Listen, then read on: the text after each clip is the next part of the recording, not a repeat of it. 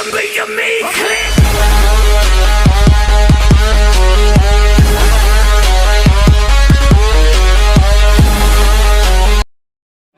मोहसिन का चैप्टर पढ़े हो ना जी।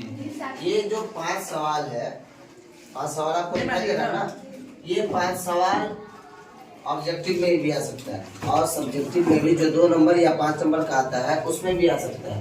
ऑब्जेक्टिव में अगर आ रहा है, ऑब्जेक्टिव में अगर आ रहा है तो उसमें सिर्फ आपको सिलेक्ट करके और गोल को भरना पड़ता है, मालूम है ना। तो ऑब्जेक्टिव में क्या होगा, जैसे आपका पहला सवाल है डॉक्टर मोहम्मद मोहसिन की पैदाइश किस शहर में? पटना में। वहाँ पे ऑप्शन आपको दिया जाएगा कि पटना, उसके अलावा और भी जगह का नाम हो सकता है, दिल्ली, कोलकाता, महाराष्ट्र, कहीं भी हो सकता है। तो आपको सही आंसर जो चुनना होगा वहाँ पे क्या होगा, डॉक्टर मोहम्मद मोहसिन की पैदाइश कहाँ हुई है? पटना के अंदर हुई है।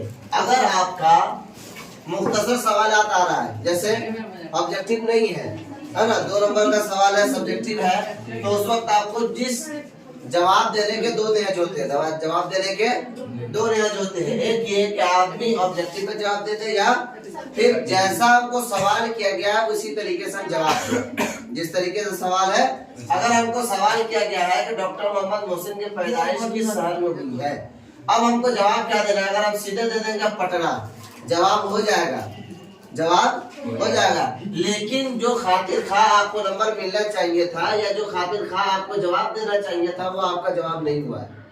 अगर सब्जेक्टिव में है, अगर ऑब्जेक्टिव है तो ठीक है, और अगर सब्जेक्टिव है तो उस वक्त आपको मुकम्मल लिखना चाहिए कि डॉक्टर मोहम्मद मोहसिन की पैदाइश पटना शहर में हुई थी। सही बात है। जिस तरीके से हमारा सवाल है उसी तरीके का हमारा जवाब भी होना चाहिए। तो डॉक्टर मोहम्मद मोहसिन की पैदाइश कहाँ हुई थी? पटना शहर में हुई थी। 2 नंबर का जो सवाल है, डॉक्टर मोहम्मद मोहसिन की तारीख पैदाइश बताइए। ये भी हो सकता है कि डॉक्टर मोहम्मद मोहसिन की तारीख पैदाइश क्या है, डॉक्टर मोहम्मद मोहसिन की तारीख पैदाइश क्या है, ये भी सवाल हो सकता है। या ये भी हो सकता है डॉक्टर मोहम्मद मोहसिन की तारीख पैदाइश बताइए।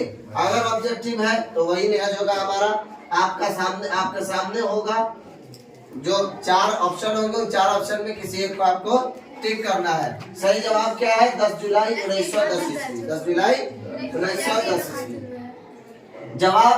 अगर आपका ऑब्जेक्टिव नहीं है, सब्जेक्टिव के तौर पर है, 2 नंबर है या 5 नंबर है, तो इस सूरत में आपको जवाब क्या देना पड़ेगा? डॉक्टर मोहम्मद मोहसिन की तारीख पैदाइश 10 जुलाई 1910 ईस्वी है। नंबर 3, ज़ेरे निसाब अफसानों में डॉक्टर मोहम्मद मोहसिन का कौन सा अफसाना है? बात करो, डॉक्टर मोहम्मद मोहसिन का कौन सा अफसाना है? कौन सा अफसाना आप पढ़े हैं? जो अफसाना आप पढ़े उस अफसाने का नाम क्या है? फरार है। तो अफसाने का नाम जवाब देंगे, ज़ेरे निसाब अफसानों में डॉक्टर मोहम्मद मोहसिन का अफसाना कौन सा है? फरार है। ऑब्जेक्टिव होगा तो फरार को आप टिक करेंगे, और ऑब्जेक्टिव नहीं है, अगर 2 नंबर या 5 नंबर होगा तो क्या करेंगे? ज़ेरे निसाब पूरा लिखेंगे। इसी तरीके से देखिए नंबर 4 में डॉक्टर मोहम्मद मोहसिन के वालिद का नाम बताइए। या डॉक्टर मोहम्मद मोहसिन का वालिद का नाम क्या था? या ये भी हो सकता है डॉक्टर मोहम्मद मोहसिन के वालिद कौन थे? सवाल एक ही है, अंदाज बदल सकता है। सवाल एक ही है, अंदाज बदल सकता है। डॉक्टर मोहम्मद मोहसिन के वालिद का नाम बताइए, या डॉक्टर मोहम्मद मोहसिन के वालिद का नाम क्या था, या डॉक्टर मोहम्मद मोहसिन के वालिद कौन थे। निहज बदल जाएगा, तरीका बदल जाएगा, लेकिन सवाल का मकसद एक ही होगा। तो हमको जवाब देना होगा डॉक्टर मोहम्मद मोहसिन के वालिद का नाम सैयद मोहम्मद रशीद था। क्या था? सैयद मोहम्मद रशीद था।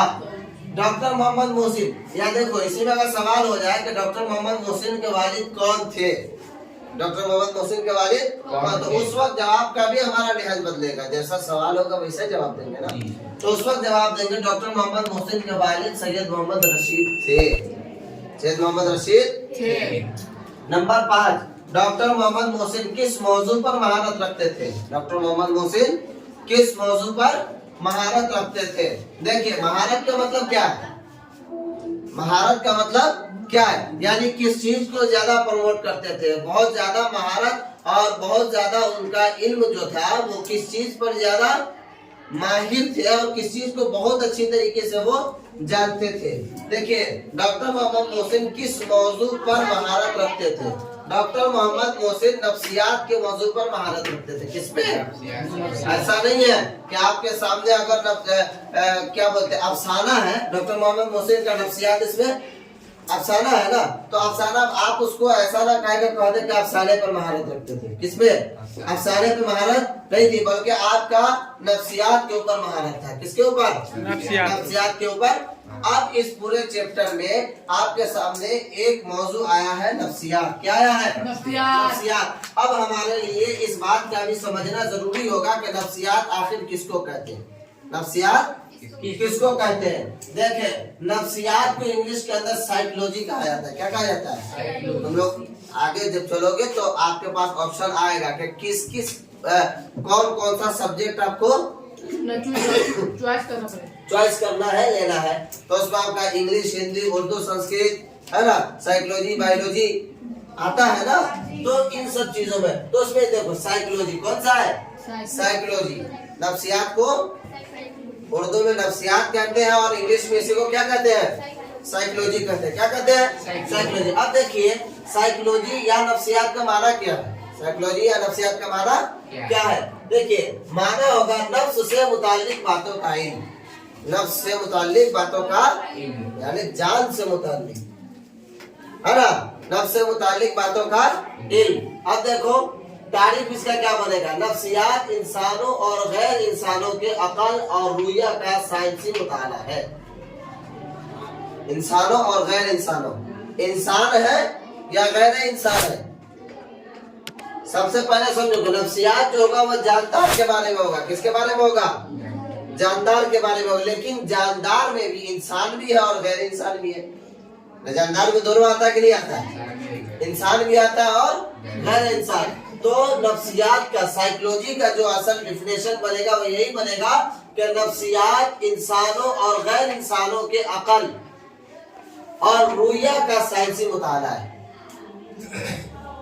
इंसान के अंदर भी अकल है और गैर इंसान के अंदर भी अकल। दिमाग तो भेजा उसके पास भी है ना। फर्क ये है कि उसके अंदर सोचने की कैपेसिटी नहीं है, समझने की खूब कैपेसिटी। जो इंसान समझता है वो ऐसा थोड़ी है कि बैल भैंस नहीं समझता है, समझता है ना। लेकिन जो कैपेसिटी एक इंसान के अंदर है वो कैपेसिटी एक गैर इंसान के अंदर नहीं है। समझ सबके अंदर है, अकल सबके अंदर है, लेकिन इसके अंदर जो कैपेसिटी है इस कैपेसिटी से अलग उसका है। समझ रहे हो? अगर नहीं समझता तो तुम जानवर के सामने में कोई ऐसी चीज रख दो जो वो नहीं खाता है, वो खा लेगा? नहीं खा। क्या पता चला कि नहीं उसके अंदर भी कुछ सोच समझ है, इफहाम उसके अंदर भी है।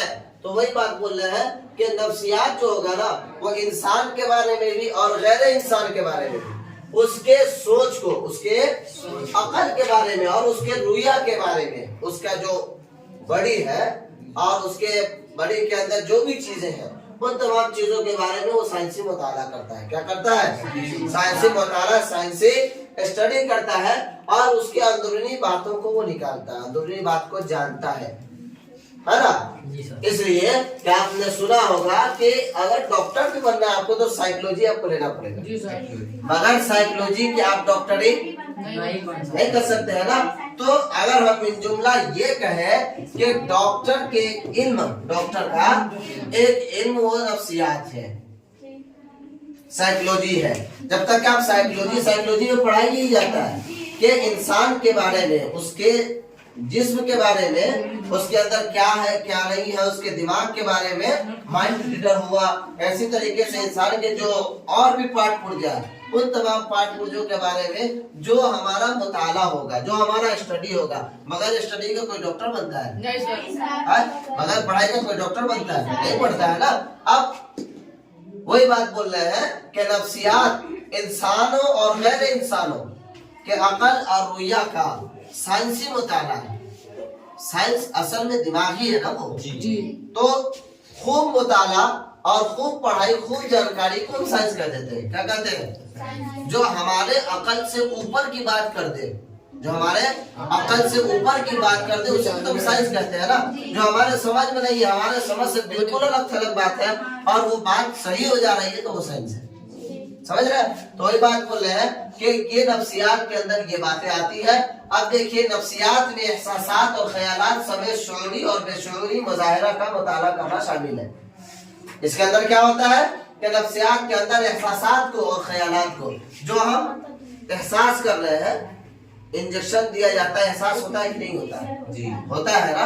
इसके साथ साथ ख्यालात जो हम सोच रहे हैं, जो हम सोच रहे हैं उसका भी, और उसके साथ साथ शुऊरी और बेशुऊरी, हमारे अंदर होश है या होश नहीं है, इन तमाम बातों का मुताला करना, इनको जानना, इनको समझना, यही नफ्सियात कहलाता है। ये क्या कहलाता है? डॉक्टर के पास जाओगे तो हर बीमारी को तुम जानते हो?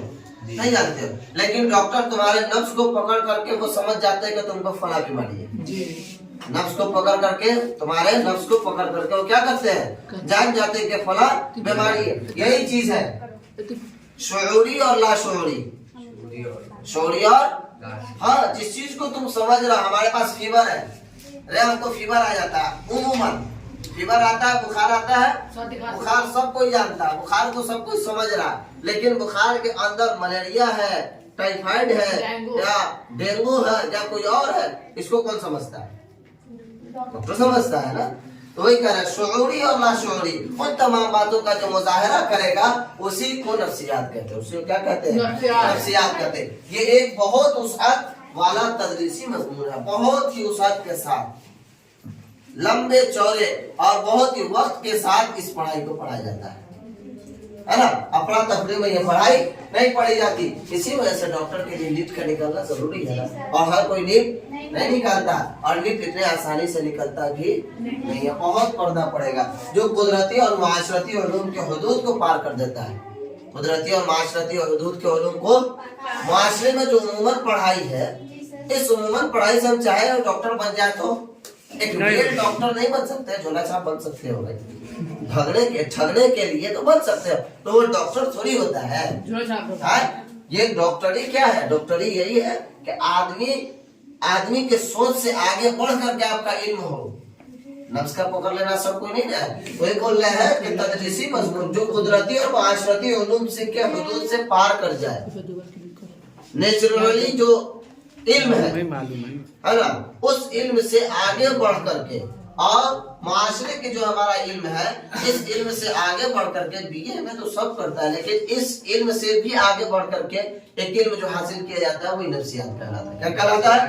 नफ्सियात कहलाता है। ठीक है, इसको ज़ुबानी याद कर लीजिएगा, ज़ुबानी तो आपको पूरा याद करना है।